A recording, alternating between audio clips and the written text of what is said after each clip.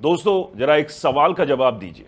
अगर आपके पास दिल्ली में एक मकान हो, आप उसमें पिछले 20 से 25 साल से रह रहे हो, आपने अपनी जिंदगी भर की कमाई उस घर में लगा दी हो, बिजली का बिल आपके नाम पर आता हो, पानी का कनेक्शन हो, प्रॉपर्टी टैक्स भी भरते हो, लेकिन फिर भी कागजों में आप उस घर के असली मालिक ना माने जाए, तो आपको कैसा लगेगा?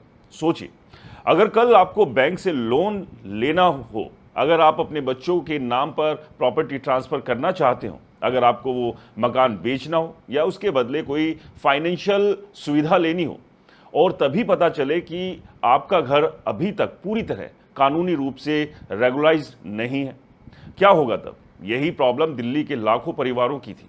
लेकिन अब अचानक सेंट्रल गवर्नमेंट ने एक ऐसा फैसला लिया जिसने दिल्ली की 1511 इलीगल कॉलोनीज में रहने वाले लोगों के बीच उम्मीद की एक नई लहर पैदा कर दी। सरकार कह रही है कि अब सालों से अटकी हुई मालिकाना हक की प्रक्रिया आसान होगी। लेकिन सवाल यह है कि आखिर ऐसा क्या बदल जाएगा? क्या अब वास्तव में लोगों को उनके घर का मालिकाना हक मिल जाएगा? क्या प्रॉपर्टी की कीमतें बढ़ेंगी? क्या इन कॉलोनी में रहने वाले लोगों के लिए ये किसी जैकपॉट से कम नहीं है? और सबसे बड़ा सवाल, क्या ये फैसला केवल राहत है या इसके पीछे कोई बड़ी राजनीतिक और आर्थिक रणनीति भी छिपी हुई है? दोस्तों, आज के इस वीडियो में मैं इसी पूरे मामले को गहराई से बताऊंगा, आंकड़ों के साथ समझाएंगे और ये भी जानेंगे कि आखिर दिल्ली की इन 1511 इलीगल कॉलोनी का मुद्दा इतना बड़ा क्यों है।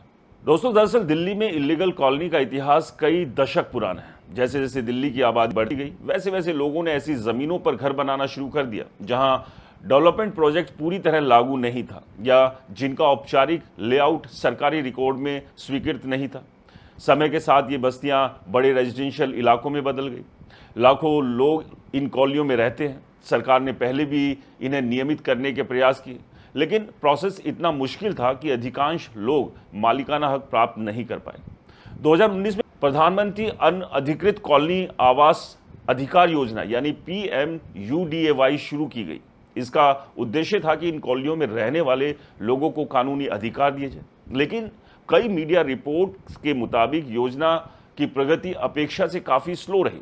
अलग अलग रिपोर्ट्स में बताया गया है कि 1511 कॉलोनियों के लाखों रेजिडेंट में से अब तक केवल लगभग 40,000 संपत्तियों को ही मालिकाना अधिकार मिल पाया।